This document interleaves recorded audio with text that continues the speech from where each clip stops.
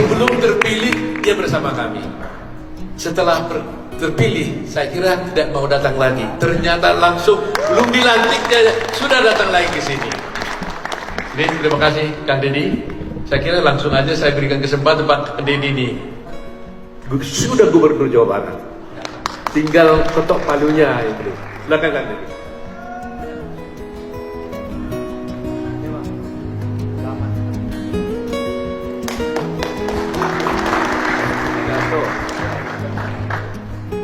Assalamualaikum warahmatullahi wabarakatuh.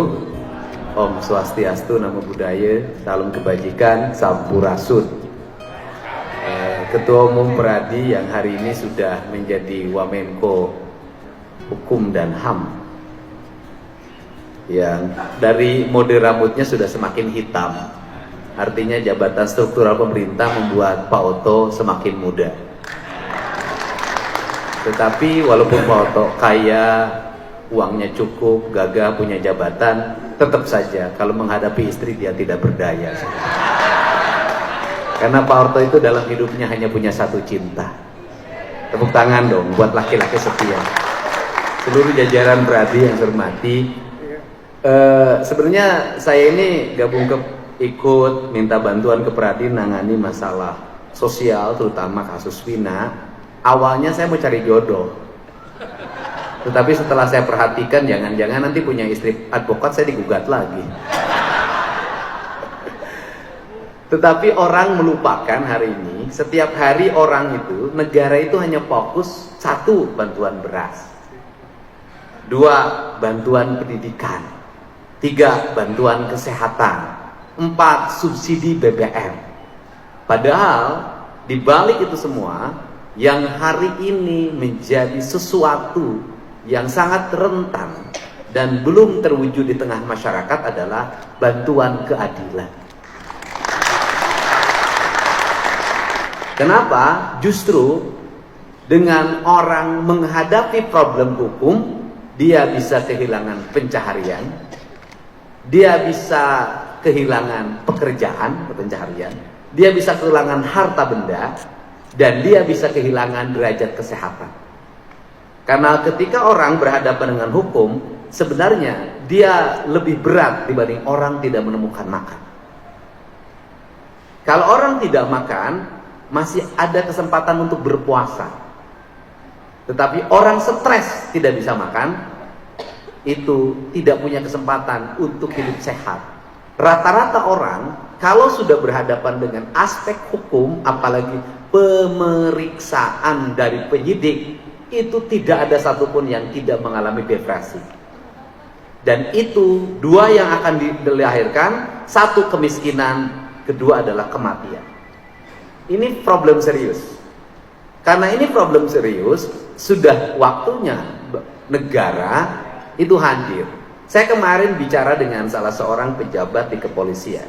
Saya punya ide begini.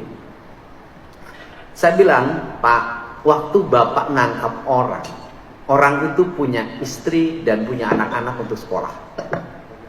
Maka yang stres itu ada tiga. Satu, yang ditangkap, dua istrinya, ketiga anak-anaknya.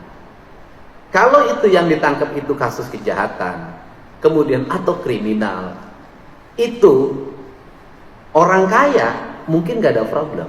Dia bisa ada pengacara pendamping. Mungkin gak ada problem, anak-anaknya tetap sekolah, paling hanya malu karena dibully di sekolah. Istrinya masih bisa makan, masih bisa ke salon. Pertanyaannya adalah, ketika yang ditangkap itu masyarakat miskin dan dia mencuri atau melakukan kejahatan untuk menutupi kemiskinannya, maka itu bencana sosial.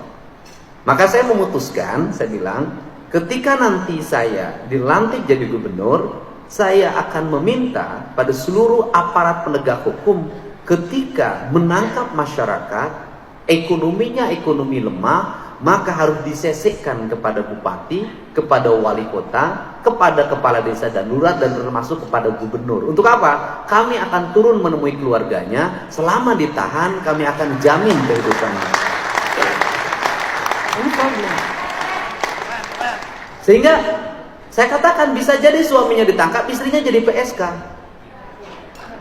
Bisa jadi suaminya ditangkap, anaknya itu jual diri. Kenapa? Untuk menutupi rasa lapar dalam dirinya. Ini problem kemiskinan yang akan timbul karena proses hukum. Untuk itu negara harus hadir menyelesaikan. Maka saya punya pengalaman betul. Ketika saya dulu jadi bupati, setiap orang yang keluar dari penjara maka harus datang ke kantor saya. Kenapa? Karena dia ketika pulang, satu, istrinya bisa jadi sudah kawin lagi. Yang kedua, bisa jadi keluarganya tidak menerima. Yang ketiga, kalau di LP dia dikasih makan, di rumah belum tentu dia mendapatkan makan. Maka negara harus memberikan rasa terang ketika dia keluar dari penjara. Ini problemnya. Sehingga saya pikir Pak Wamenko ini bisa mendorong gagasan baru. Kita bukan hanya sibuk di beras, kita bukan hanya sibuk di bantuan subsidi BBM, tetapi di sebuah negara seperti Indonesia kita harus sibuk dengan apa? Dengan problem sosial. Tadi pagi ibunya dari salah satu terpidana seumur hidup, Sudirman, meninggal dunia.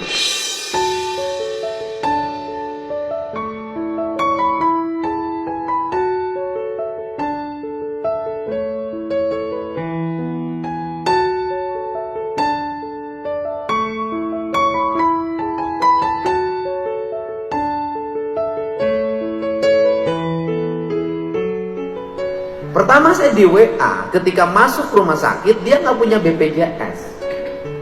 Saya katakan udah masuk umum saja. Setelah itu dikasih kabar meninggal, saya udah tahu ketika orang meninggal, ketika masuk rumah sakit dia pusing dari mana uang untuk masuk rumah sakit. Ketika meninggal dia pusing lagi, biaya angkut jenazah dari rumah sakit ke rumah berapa, biaya mengafani berapa, biaya menguburkan berapa, biaya selamatan orang bilang sadubnya berapa, biaya tahlilan berapa, biaya 7 hari berapa, biaya 40 hari berapa. Maka depresi itu akan melanda orang yang miskin. Semua peristiwa adalah rasa sakit. Untuk itu saya termasuk orang yang concern terhadap ini. Akan dua hal yang akan dilakukan ke depan. Yang pertama, perlindungan orang dari aspek asas praduga tak bersalah bagi masyarakat miskin yang mengalami proses penangkapan atau tuntutan pidana atau tuntutan perdata dari sebuah hal yang dihadapi. Yang kedua adalah memberikan perlindungan hukum bagi seluruh warga agar dia tenang. Kasus Cianjur itu juga sama. Ketika keluarganya ditahan, suaminya ditahan, istri dan anak-anaknya bagaimana? Sehingga saya waktu itu memutuskan, sudahlah sampai keluar dari tahanan keluarganya saya jamin kehidupannya. Ini banyak kasus seperti ini. Yang berikutnya adalah kasus yang paling menonjol hari ini waktu adalah hak atas tanah. Hari ini memang investasi berjalan, tetapi di balik itu juga banyak orang yang hari ini mengatasnamakan investasi. Kemudian dia mendapat hak guna usaha dari negara atas tanah yang dimiliki dan dikuasai oleh negara, kemudian menggusur orang-orang yang sudah puluhan tahun tinggal di sana.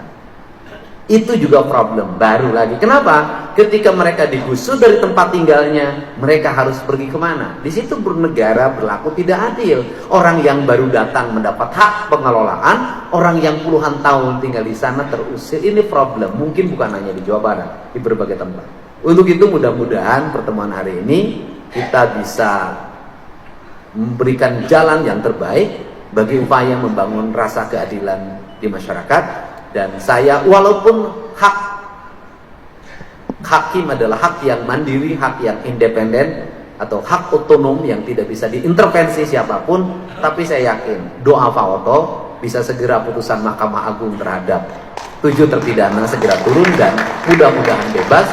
Karena publik selalu bertanya pada saya, Kang Deddy Mulyadi sudah jadi gubernur, ai pembunuh pina irah rek bebas. Nah ini saya bilang itu kan hakim bukan saya.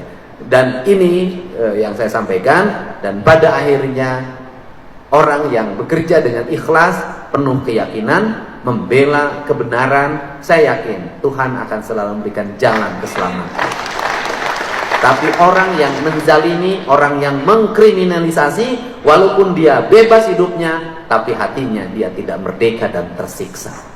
Betul. Manusia itu ada yang kelihatan bugar wajahnya, tapi merana hatinya.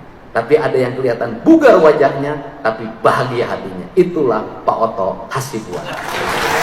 Kalau saya wajahnya ceria, kalau hatinya kadang-kadang ceria, kadang-kadang tidak. Tergantung dengan siapa saya ketemu.